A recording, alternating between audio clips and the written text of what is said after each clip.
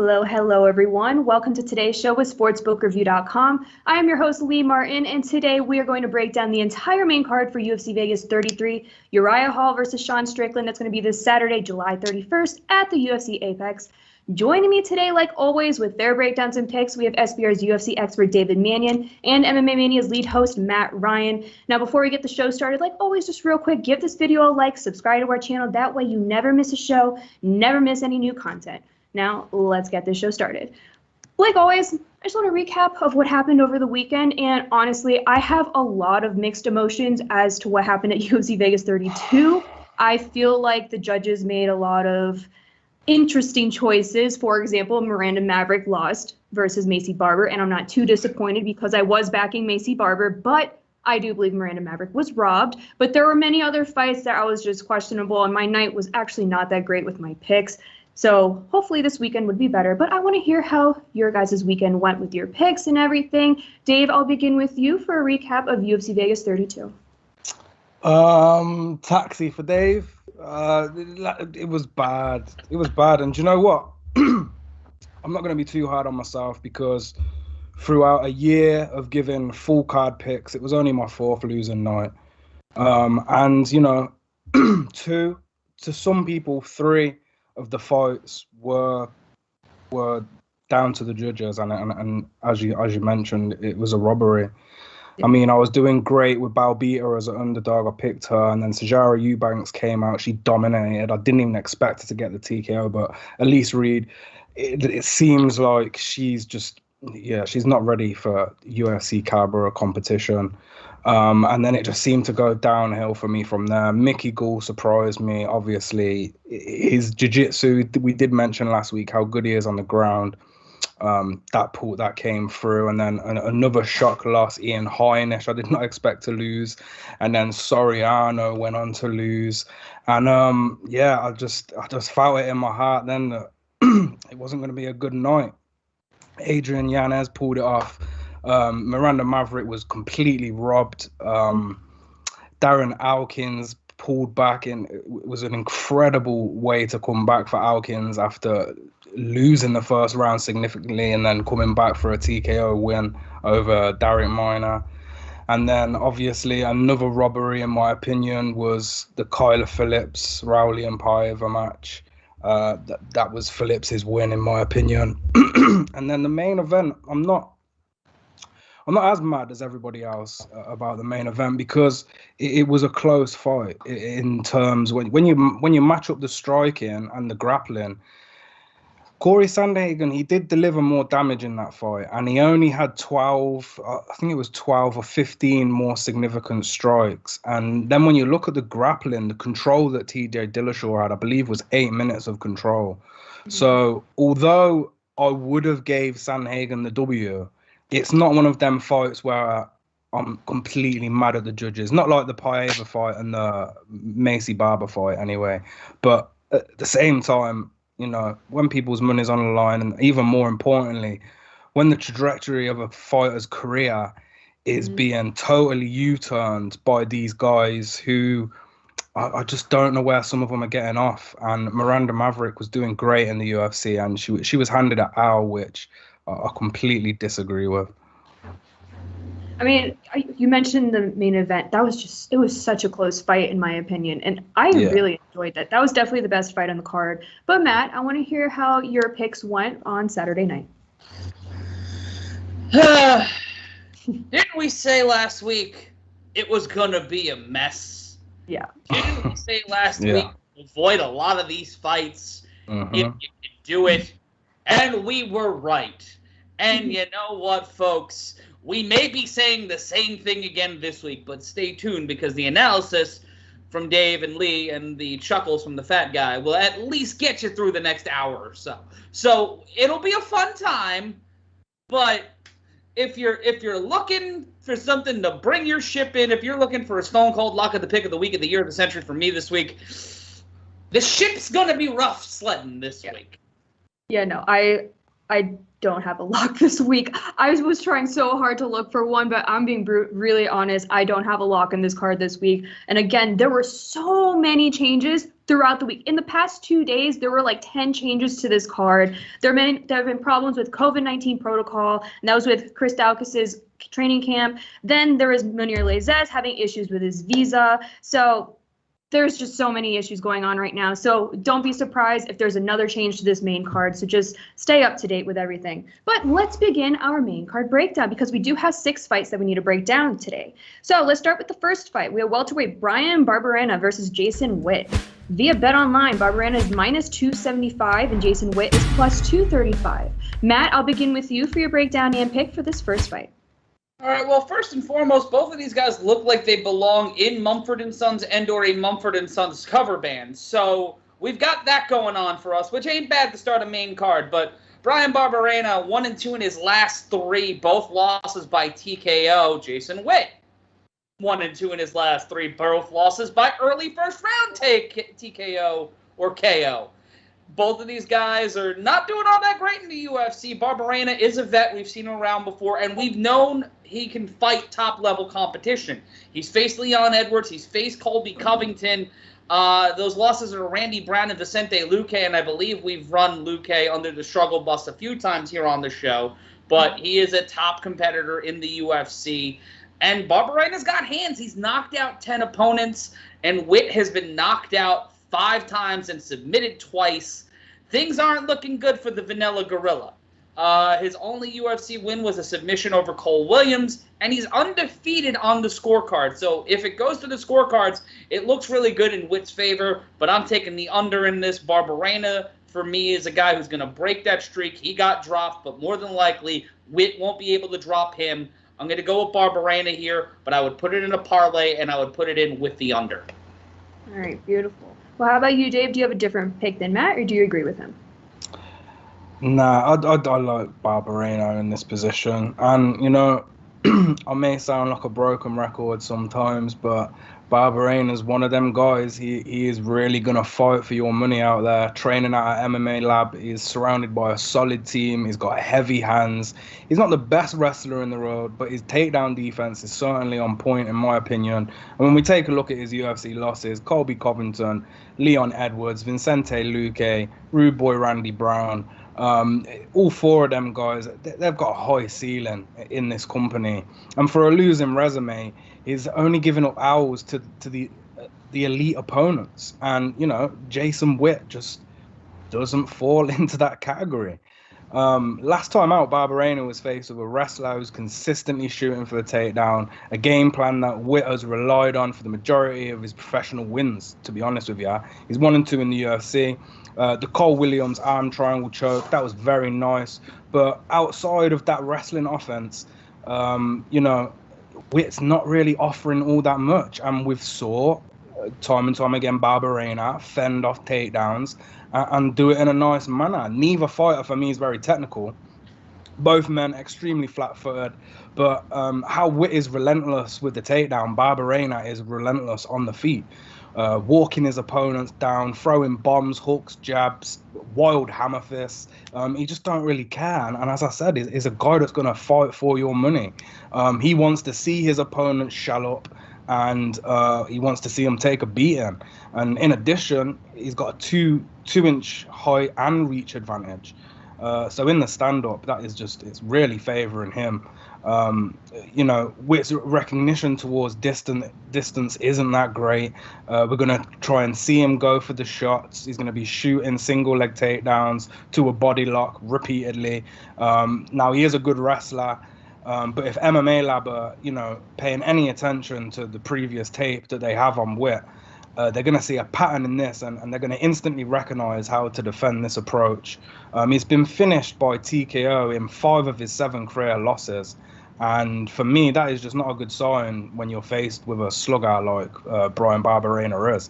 We're going to see Witt level change again and again until he gets knocked out, in my opinion, or until, you know, he catches Barberena and delivers some heavy ground and pound. And I'm siding with the former. The sprawls we witnessed versus Anthony Ivory were a great example of how Barberena can fend a guy like Witt. And, you know, Witt's got a terrible chin and nothing more than takedowns. So for me, it is Bryan Barberena. I'm not huge on the price. I don't love the price. You know, this is MMA Glory and Fitness. You know, I have respect for them guys as a gym. James Krause is incredible. You hear me mention him all the time, how good he is as a fighter and a coach.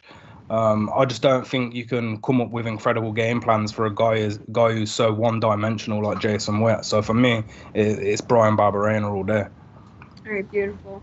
Well, if you guys do want to get in on the fight via BetOnline, Barberena is -275 and Witt is +235. Did I ask Matt? I'm having a brain fart. Matt, I started. You did. Just ignore me. I'm in a different planet. Terrible. I know. I just have Matt on my mind. At SBR. I get it. It's okay.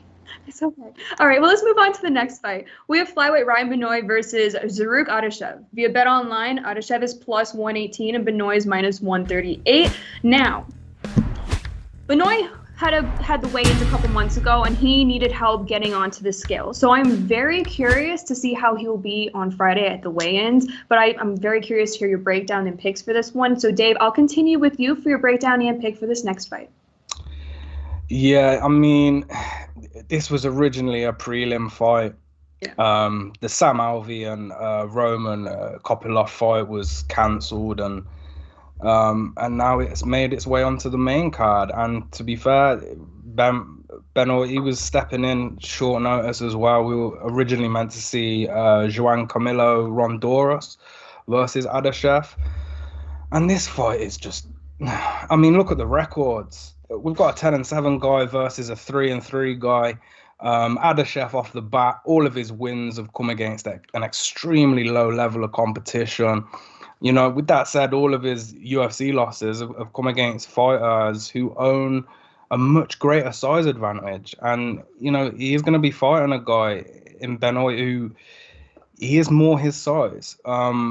Ryan has been hard for me to read since his debut all the way back in 2013. I am surprised that he still is in UFC. A lot of periods of inactivity. They just leave me questioning his willingness to fight. I'm not sure how many injuries he's gone through, but I don't know. And now he's coming off another year layoff with that loss to Tim Elliott. It's just, I always struggle no matter how much fight tape I watch of him. I mean, he likes to strike. He's a counter striker, and that does explain a lot of his split decisions on his record.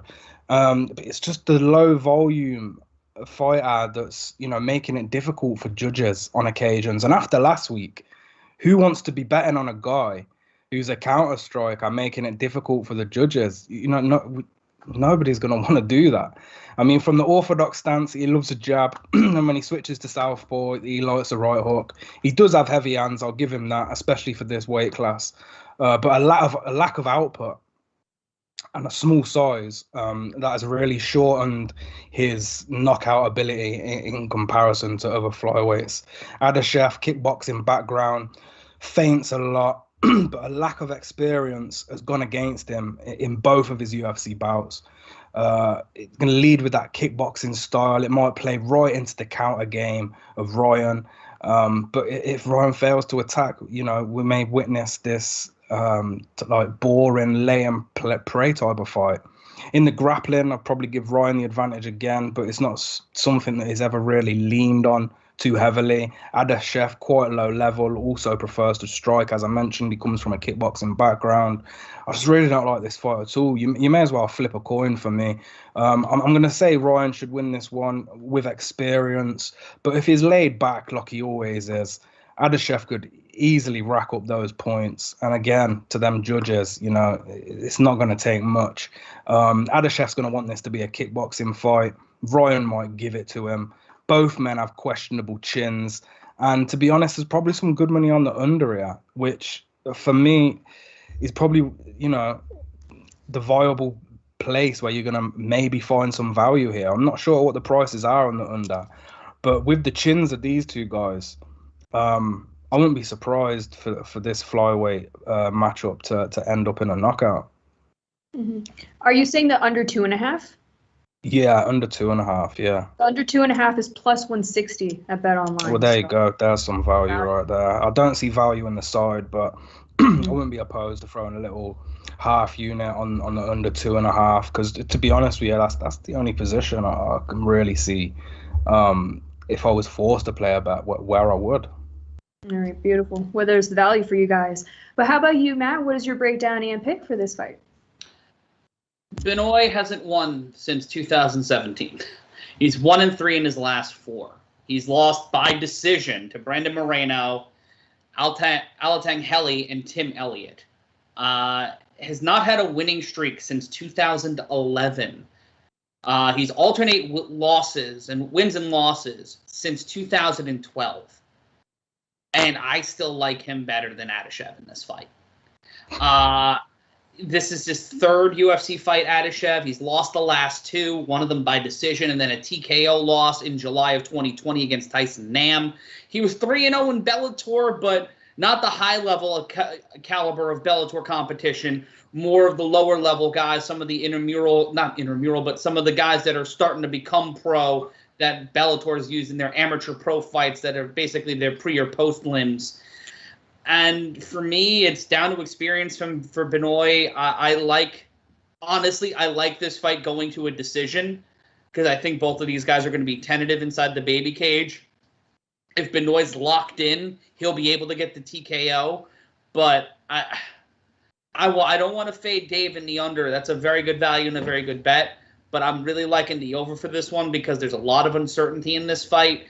And the way things have been going in Vegas, they may be seeing that as a way to utilize the judging to their advantage. So if Benoit can be aggressive but utilize distance, that might be a huge thing for him in this fight.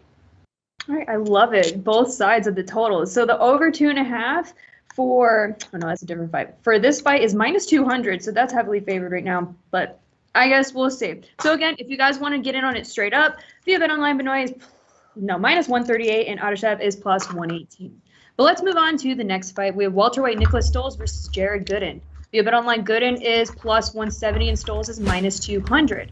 Now, keep in mind that Munir Laizez was supposed to fight in this fight, but Jared, he had issues with his visa. So Jared Gooden is stepping in as his last-minute replacement, which why these odds are like this. But Matt, I want to continue with you for your breakdown and pick for this next fight.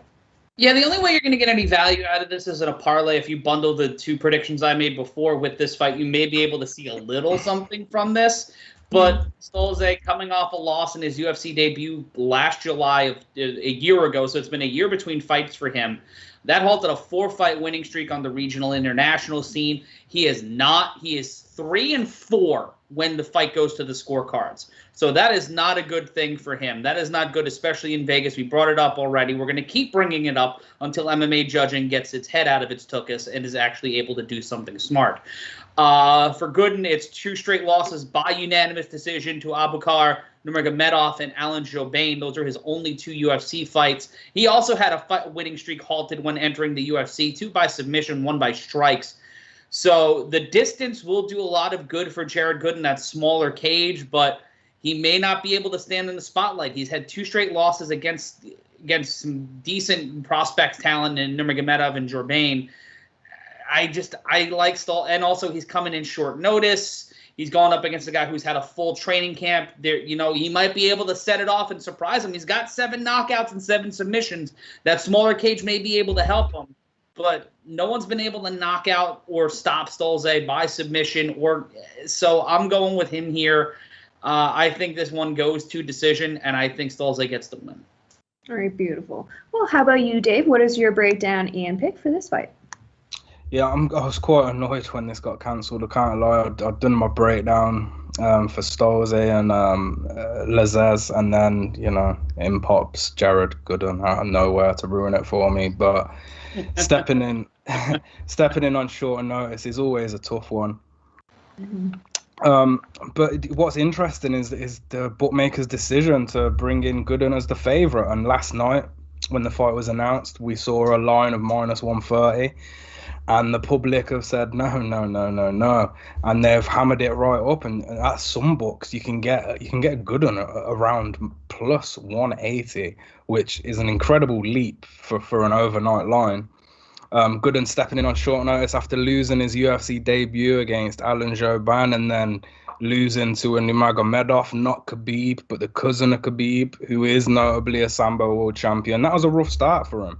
And noticeably during that Alan Jouban fight, he was completely outmatched on the feet, especially the left body kick, which was there all day long for Jouban. Gooden was kind of reckless on the feet, looking to get on the inside, but he was easily kept at range with jabs and check hooks if he got too close. There isn't a whole lot of movement from Gooden in the stand-up. It seems like he just wants to throw strikes with intent. And, you know, despite having Jouban rocked at one stage, I think it was a second round, he couldn't do much to answer the high output that was being thrown at him. I have to give it to Gooden. For a UFC debut against such an experienced fighter, he did remain composed. He nearly got finished, but he just kept it in there and stuck to his game plan, I guess. I think a solid wrestling game plan could cause problem for someone like Stolze, but I don't give Gooden much chance in the stand-up versus a former kickboxer. Stolze's weakness is certainly in the ground game.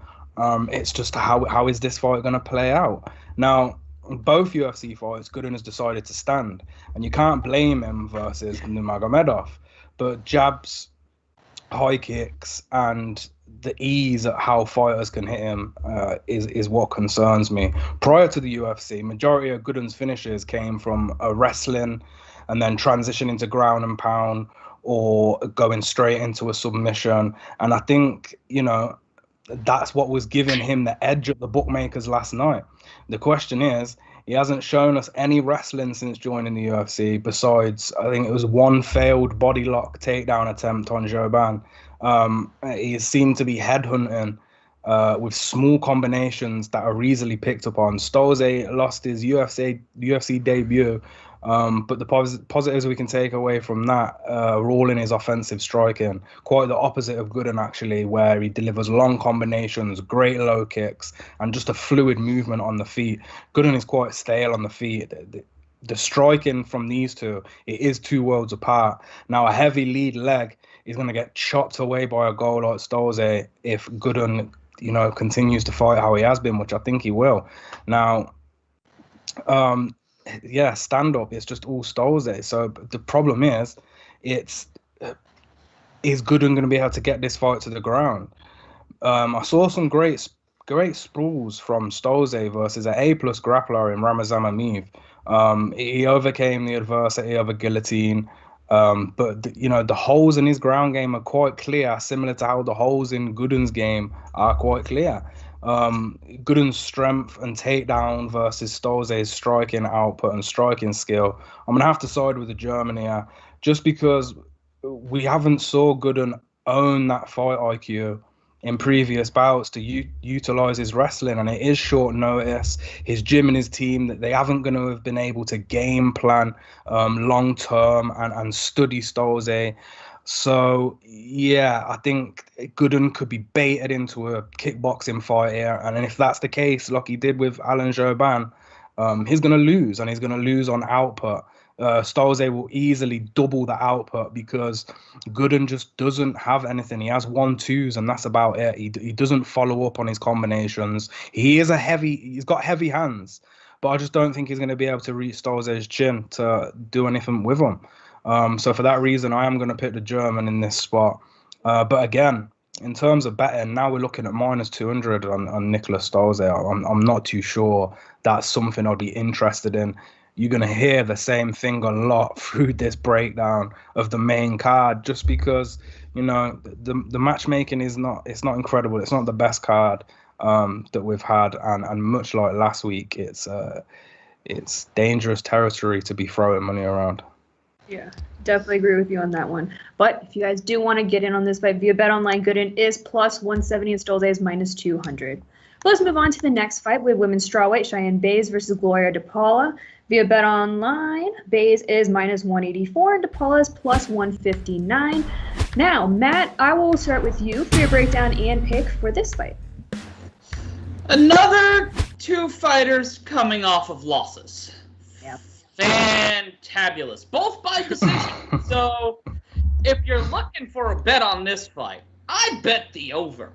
But for Bays, coming off a decision loss against Montserrat Ruiz, that stopped a 4-fight winning streak where all of her fights were won by decision. The only fight in her career to not go to the scorecards was a TKO win over Carla Hernandez in 2018. That was also her debut. So she has gone 6 fights without a stoppage on either side of the ball field. Now for Paula, that was her UFC debut to Jinh Frey back in March. That ended a 2-fight losing streak. Pardon me, 2-fight winning streak over Pauline Macias and a TKO of Rafaela Rodriguez at the Contender Series. All of her losses are by decision. She's won 2 of her 3 fights by TKO, mostly by punches. So I'm going with Bays here, and I'm going with a decision. If you just want to bet over straight up, you would be a smarter person than most people. But this is a fight where we see the thinness in a lot of women's MMA right now, where there needs to be more depth and more investment in building up stars at strawweight at some of these lighter weights, because this is the situation where you get 2 fighters still developing and in a make or break fight, because they could get cut in a situation like this. This is not a great scenario for either fighter. Yeah. So I actually included this fight and the main event in my top UFC picks video, so check it out if you want to hear what I have to say about it. But for this fight, just fun fact, on their debut, the UFC debut, they both were out-grappled by their opponent. Like, their strikes, they were winning in strikes, but they were out-grappled, so that's why they lost. So this fight, I expect this to be on the feet, and I expect this to be very interesting, because Gloria Paula came out and said that the nerves got the best of her at her debut, and that she's ready to go out in a brawl with Cheyanne Bays. So this is going to be a very exciting fight for me, but I do like Bays in this matchup because I don't the inconsistency with Gloria Paula, but I want to hear what Dave has to say, and I'm a little nervous, but Dave, what is your breakdown and pick for this next fight? Give me Cheyanne Bays all day. I mean, look, I took her in the Montserrat Ruiz fight, and Ruiz's headlock, which, you know, I'm pretty sure I mentioned during the breakdown as well, which was one of her strong suits. That's been good against unexperienced girls. But as we witnessed the other week, Ruiz, you know, she couldn't have that game plan. That type of game plan is not going to work in the UFC forever. But give me Bays. Based on her output, aggressiveness, I've got to side with her. I do think Gloria owns a more technical striking offense, I will say, but Cheyanne just doesn't slow down. Now, drawing that UFC debut against Ruiz, which, you know, as mentioned, it hasn't really aged that well, as we watched Amanda Lemos completely overwhelm Ruiz the other week.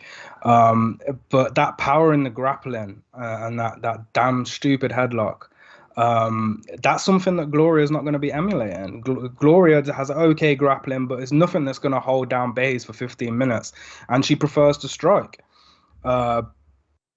But as I mentioned, it's not really a high output of striking. Bays is going to be letting off more often, in my opinion. Gloria's training out a shootbox Diego Lima. Shout out Diego Lima. Paula stems from a Muay Thai background, a lot of heavy strikes, body kicks, low kicks. Good hands in the pocket, but in that pocket, I feel like Bays is going to have the greater boxing offense. She throws nice 1-2s herself, more notably in her 2-3s. But the question is, will Bays close the distance? Because I do think that Paula will piece her up on the outside, and annoyingly, Bays has this tendency to clinch up, which is completely unnecessary when she's clearly strong in the boxing department. But, you know, we can't be too hard on these girls. They're only 26 years of age. I think they're both 26, actually. Yeah. You know, and they're going to be leveling up from fight to fight.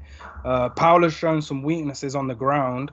Now, this does worry me for Bays' clinch and takedown attempts, where she might think she's got the greatest path to victory, but I don't really want to see either girl, you know, grapple or clinch in this fight. I want to see them strike, because both of their strong suits are on the feet, just at different ranges. Now, that doesn't mean I'm saying that, you know, I wouldn't want Bays to completely write off her takedown, because that's going to get her some points. It's certainly something I want to see her do during the fight, but I just want to see her work her boxing a bit more, because them boxing combinations, they're the real point rackers, and that's what I want to see her do. I want to see her get on the inside, and I want to see her box. I think Baze can do exactly what Jinyoung Frey accomplished in her fight versus Paula: aggressiveness, output, pressure, combinations. And let's be honest, if you watch that fight, the Paula, she looked quite bad. And to add, Jinyoung Frey trains with Baze, and that could really assist her in her game plan. She's also on the card. I've got a good feeling that they've been training hard together. So this could all be pointing towards Cheyanne Baze this weekend, and that's where my confidence is laying. Although, again, I will say, I think the odds are coming close to minus 200 on Baze. Sorry, what they minus 170. Yeah, it's floating minus 170, minus 180. It's not throw 5 units at it and be completely confident. Again, them judges. As Matt mentioned, there's a good chance that this fight does go the distance. If it does go the distance, everyone's going to be sitting on the edge of their seat who's bet on this fight, because they're not going to have a clue who's going to win. After last week, how can we be confident in anything? Although I will say, there's not a time where I remember where UFC judges have completely got it wrong, and then the next week it's been another bad one. So fingers crossed, we get some good judging, and Cheyanne Baze can get that output all over Paula. I'm with you on that one. Now, if you guys do want to get in on this fight via BetOnline, Baze is minus 184 and DePaula is plus 159. But let's move on to the co-main. We have bantamweight Kyung-Ho versus Rani Yahya via BetOnline. Where's your name? There we go. Kang is minus 129 and Yahya is plus 109. Matt, I'll start with you for your breakdown and picks for the co-main. All right, get your yayas out, because that's the only time you're really going to actually be able to say that on this show. Nice to make a Rolling Stones reference in 20. That just makes me either 32 or 327.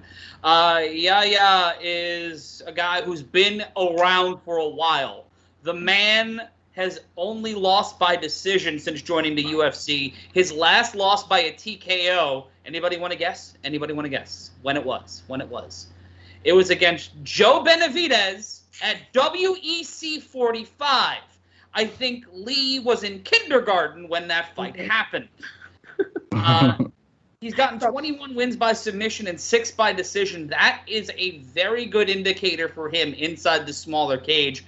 But Ho is actually on a winning streak, which is rare on this card to see somebody actually meticulously win fights. They're by split decision and won by an RNC. His last loss for Ho, was a split decision over Ricardo Ramos at UFC 227. He's 6-1-1 in his UFC career, which includes his loss to Alex Caceres, which was overturned because marijuana is a plant and nothing more, but we like to argue about it because we're a bunch of yokels here in the United States of America. I like Ho in this one. I like Ho in this one because he's on that run. He is the younger fighter, even though his record doesn't indicate it, because he's fought nearly as many fights as Yahya. There's like a 10-fight difference. There's a lot of similarities in just how they got to the octagon this Saturday night. But both of these guys are going to go to the ground. Ho has 11 wins by submission. Yahya is, as I said, 21 wins by submission. So this is going to be a big, long, arduous fight for both guys. I think we're in for the long haul on this one. I really think Ho gets the win, and I think it's by decision. I think they're going to go to the ground here. They're going to make the judges work. And I think whoever's the more active fighter, and I think it's going to be Ho because he's got a more varied skill set in terms of how he's gotten to victory. He's going to be the one that keeps it going here and gets the victory. All right. Well, I'm just looking at the MMA props at BetOnline for this fight, and Ho by points is plus 150. So there's the value for you right there. But Dave, I would love to hear what you have to say for the co-main event. Frustrating, because I did like Yahya at plus 170, but he's been bet all the way down now to plus 110. We're coming to a matchup now that's close to evens on both sides, and that does frustrate me because that's how these odds should have opened up, in my opinion. We're looking at we're looking at a grappler versus grappler, but Yahya is going to be the elite fighter in this area. For Kang, he should look to keep this standing all day long. Yahya is slick on the ground, beautiful transitions, passes guard with ease. And why? Because it's a second-degree black belt. And he stems from a background in judo, taekwondo, and karate. Unless you're a high-level D1 or D2 wrestler, any kind of grappling game, it's just going to fall flat against a Brazilian, in my opinion. He's a legend of the sport. Only 36 years old, not too old, but throughout his 15 to 20-year career fighting, he's barely taken any damage. And, Matt mentioning, and if you were around for the WEC days, you'll remember him tapping guys out left, right, and center. He's a multiple-time jiu-jitsu world champion. He's a 2-time medalist in the ADCC World Championships. But when you look at his recent combat record, his last loss was against Ricky Simón. And this was exactly what I just touched on. He was faced with an elite wrestler who was skillful and strong enough to fend off that world-class BJJ. His jab was looking okay against Simón in the stand-up, but he got humbled by Ricky's power hooks. Ricky's wrestling was just too high of a level for Yahya to even pull guard. That fight, it was never going to enter Yahya's world until Ricky Simón was confident enough that he'd drain the tank. And as soon as Yahya's cardio had depleted, it was round 3. Only then was Simón confident enough to give himself some ground control. All he had to do was keep that standing, use his wrestling to fend off any sort of takedown attempts. And that was it. It was easy work for Simón. But now Yahya is going to be fighting a guy in Kang who doesn't own that elite level takedown defense. With that said, he is no slouch on the ground. It's just hard for me to envision him dominating Yahya after the majority of his successes also come from grappling. This is what we have to remember. He's been with the UFC for 8 years, but he's averaged 1 fight per year. And for the previous 2 years, he's really been just completely inactive. Not only that, the level of competition he's faced thus far has been quite low. And I don't say this lightly. Majority of the fighters that Kang has fought were against guys. Now they're no longer signed by the company. They're not even with the UFC anymore. Besides Ricardo Lamas, I don't think anyone even possesses a contract, actually, when I think about it. But again, the same goes for Yahya. Yahya fought a high level of competition back in the day. But it seems recently the UFC have just been handing him, no disrespect, but just been handing him cans. And a lot of his wins have come against just nobodies. Now, Kang does have a path to victory, and that's in the stand-up. Nice 1-2s. He likes a push jab. Nothing spectacular. He doesn't have that much power, but he is still the greater striker of the two men. Yahya's striking is nothing more than a disguise to get his opponents against the fence and to just hide his single leg takedowns, which he's really good at. And he does have a pretty good reactive double leg takedown as well, which I do believe could be the dictator of this fight. Problem is, a whole lot of split decision wins. So again, we have to bear this in mind with them damn judges. If this does go the distance and nobody gets this done within the 15 minutes, we could be looking at another very close fight, which could go either way. And that's why I say I like this fight where it was in a position where we could be getting like a 40% implied probability, some nice odds, plus 170 in a fight that was close, in my opinion. Kang obviously is the younger fighter. He's going to be the faster fighter. But if he gets into Yahya's world or on the ground, I don't see him having much success. Again, if Yahya decides to stand and bang, I don't see him having much success. And that, for that reason, I'm not going to be betting this fight anymore. I would have threw half a unit on Yahya at them odds. And if for some reason, the betting public hammer one of these two fighters before the weekend and we can get some better plus money, I would put it on either side. It's just one of them positions where, from a betting standpoint, you may as well just take the plus money, because from betting long term on this sport, taking plus money in close fights is the way how to build your bankroll. Yeah, exactly. I'll let you know, I'm not touching this fight. I was looking into it, and I was split down the center, and I'm just like, it's not worth it. Just There's value elsewhere. But if you do want to get in on this fight, the like Kang is -129, and Yahya is +109. But let's move on to the main event. We have middleweight Uriah Hall versus Sean Strickland, and I think this is going to be a great fight. Via BetOnline, Strickland is -213 and Hall is +183. Matt, I'll begin with you for your breakdown and pick for the main event. Oh, this is totally Uriah Hall's fight to lose. You take a look at his last 4 fights, including the Weidman fight, which we won't count because of, his leg. He pulled a Sid Vicious in front of God and everybody on live pay-per-view. But wins over Anderson Silva, Antonio Carlos Jr., and take a look at who he's faced in the last 5 years. Robert Whittaker, Gegard Mousasi, 6 years. Gegard Mousasi, Robert Whittaker, Derek Brunson, Mousasi again. He's got a split series with Gegard Mousasi.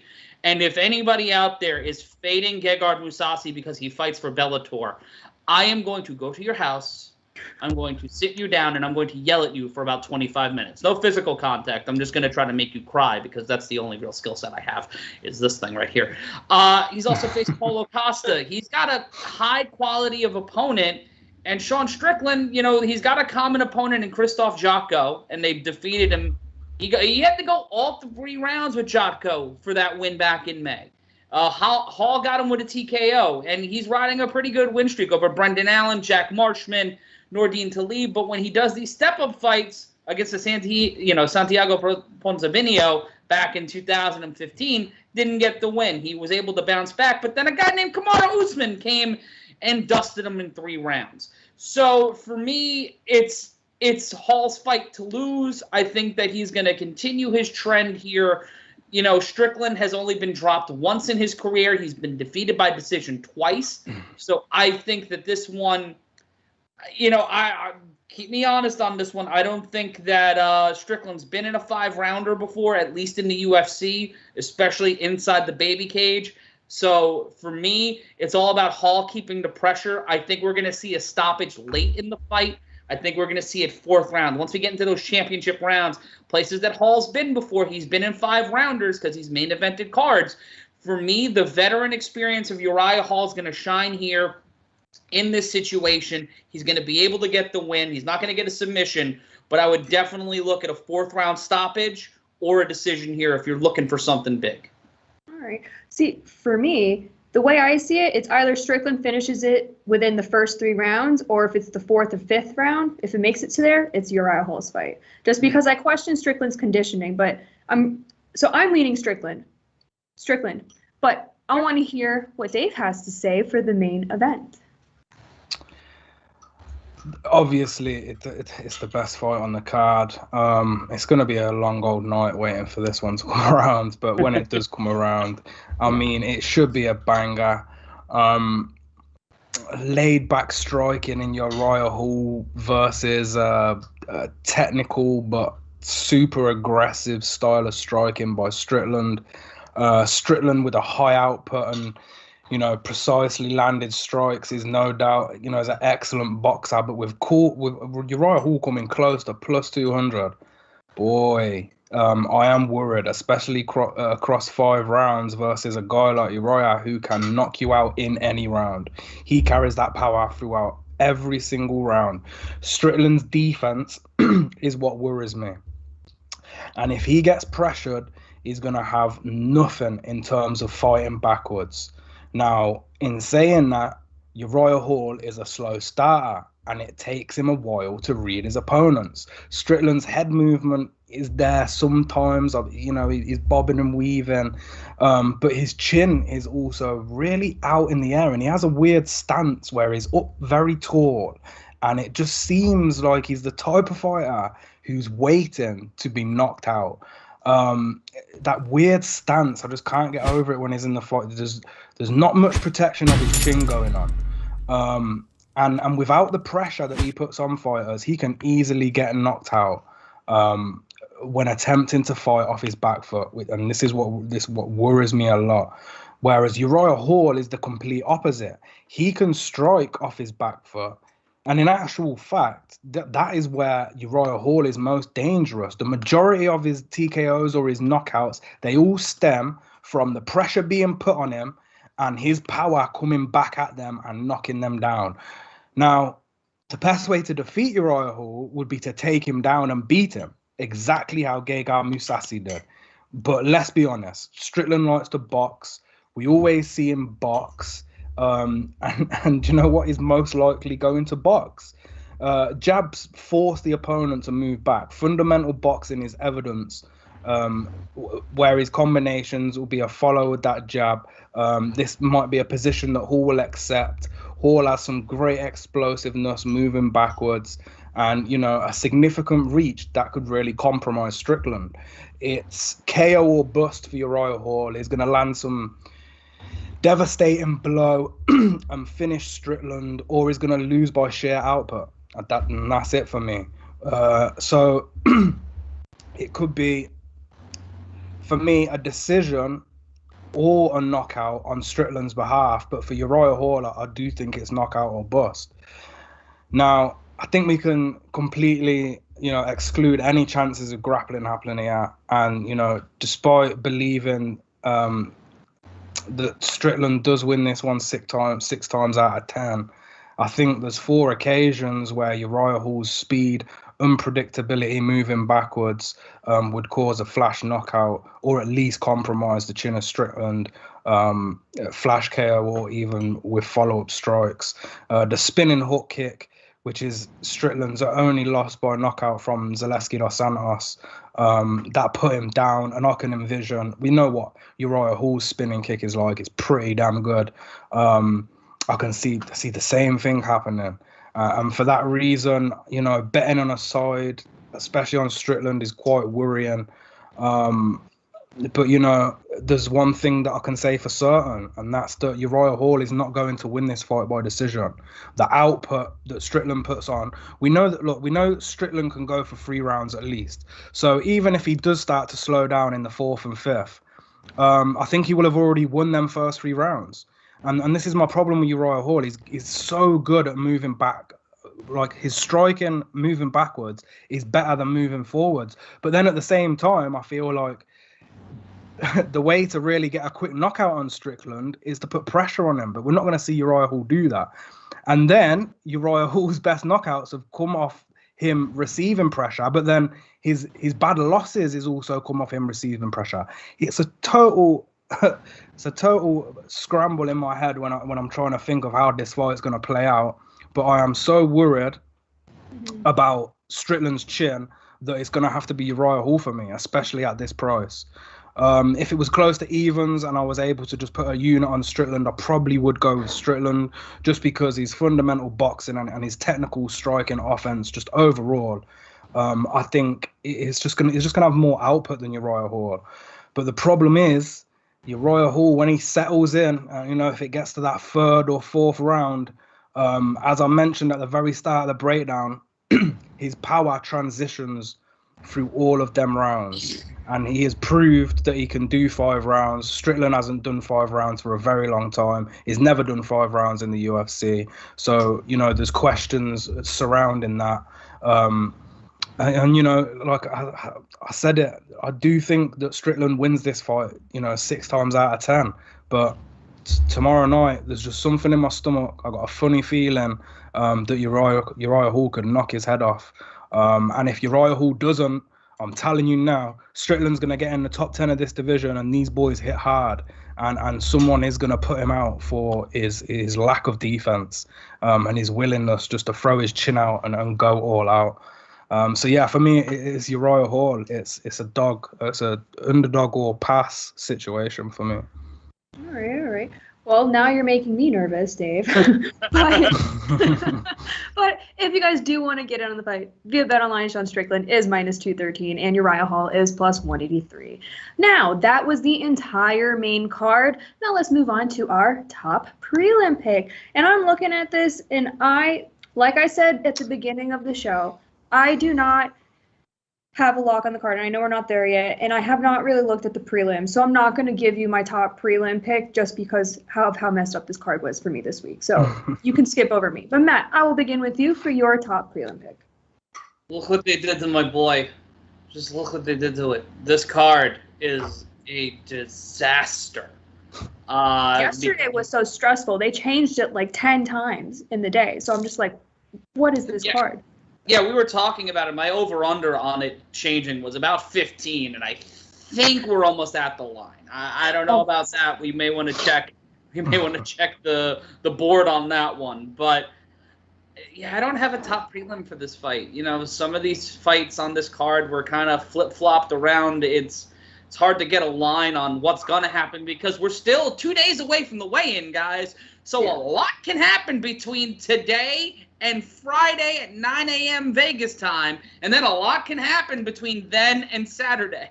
So when you're looking at this, let's just run through it really quick. Nico Montano versus Wu Yanan. There's a couple of fights that are canceled here.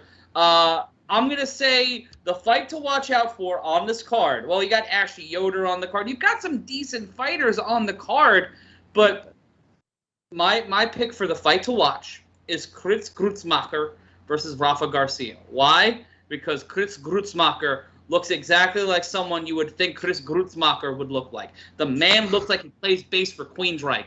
I want to see what he does. He's got wonderful hair, and I just want to see what this guy who looks like Chris Jericho in 1998 with a beard can do inside the octagon.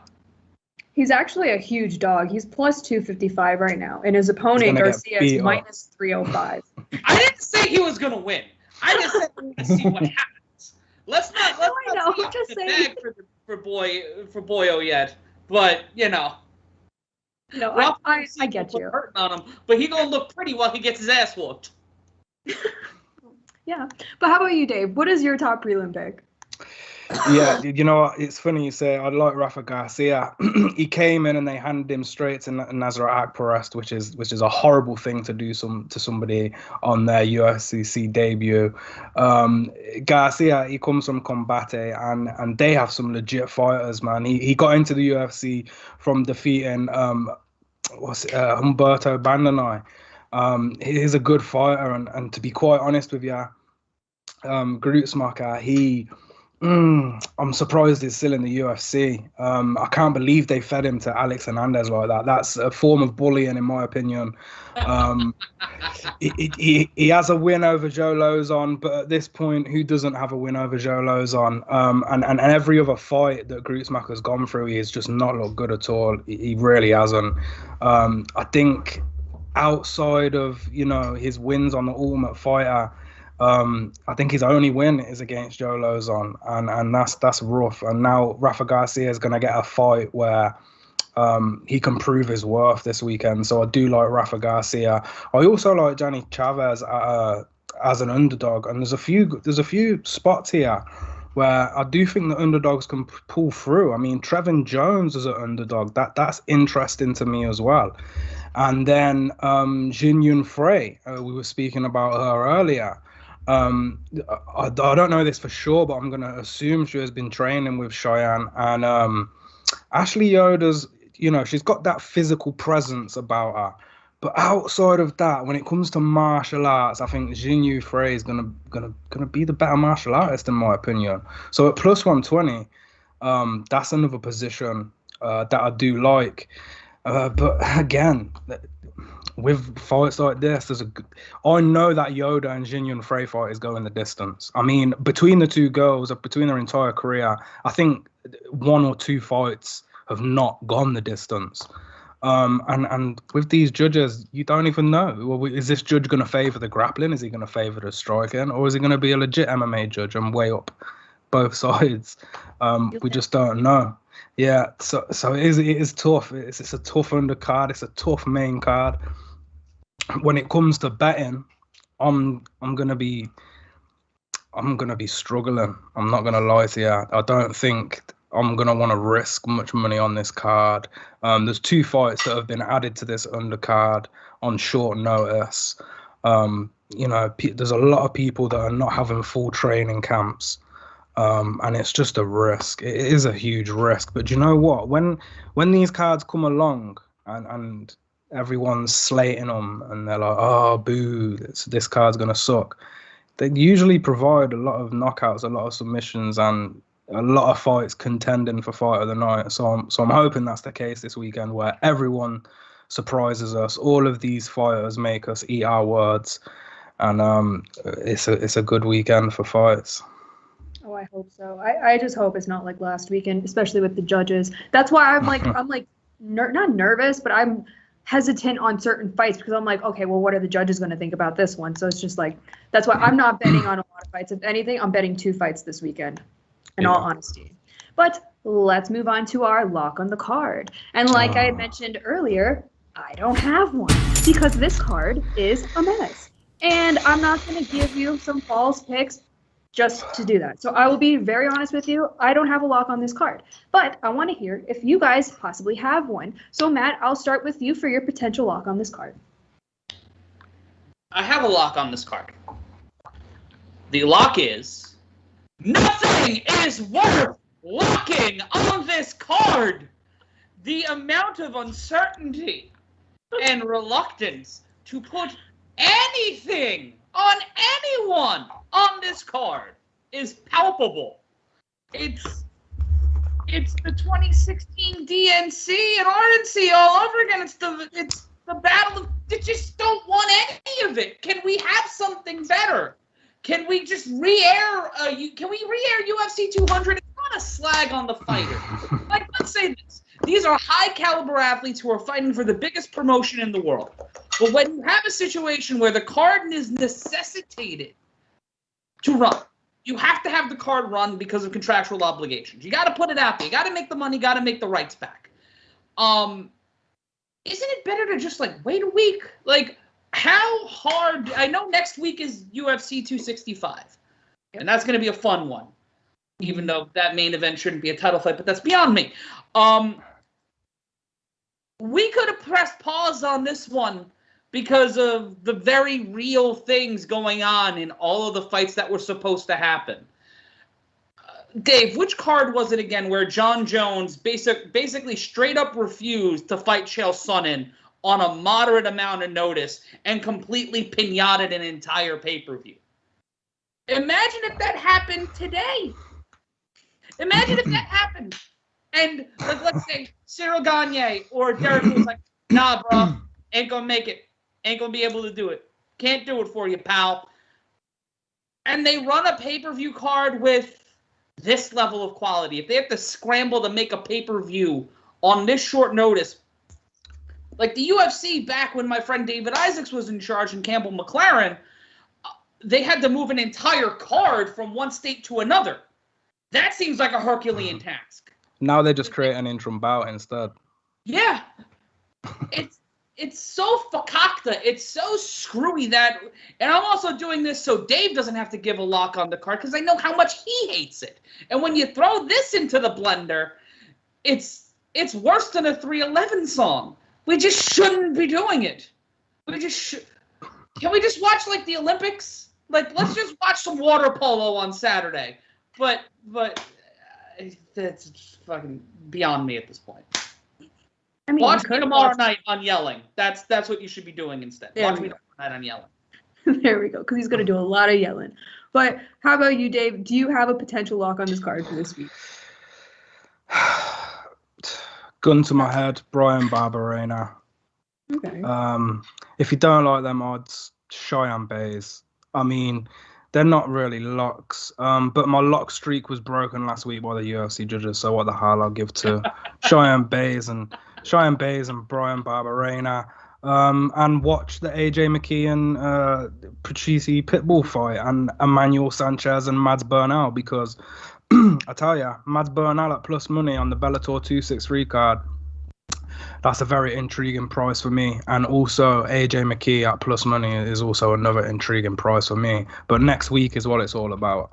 August 7th is going to be absolutely incredible. When you look from bottom to the top at that UFC 265 card, It's incredibly stacked. Angela Hill, Tisha Torres, Rafael Fiziev, the return. I cannot wait to see a Fiziev again. Jose Aldo and Pedro Munoz.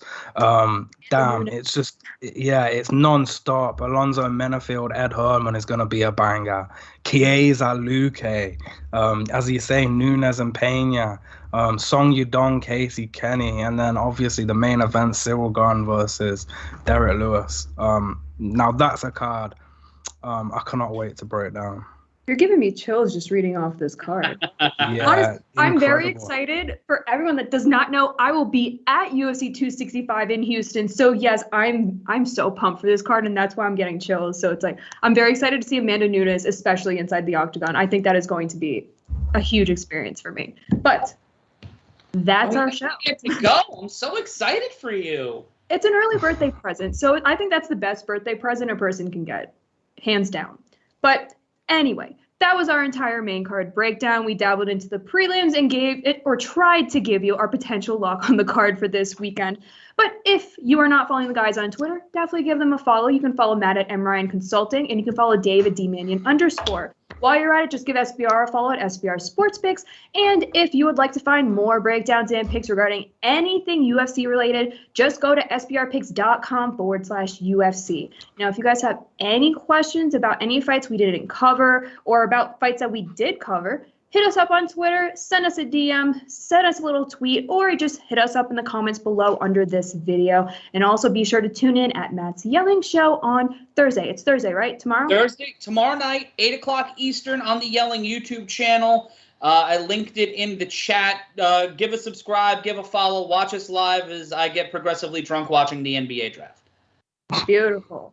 Well, there you guys have it. Like always, I wish you guys the best of luck this weekend, and I'll see you next week. I love you.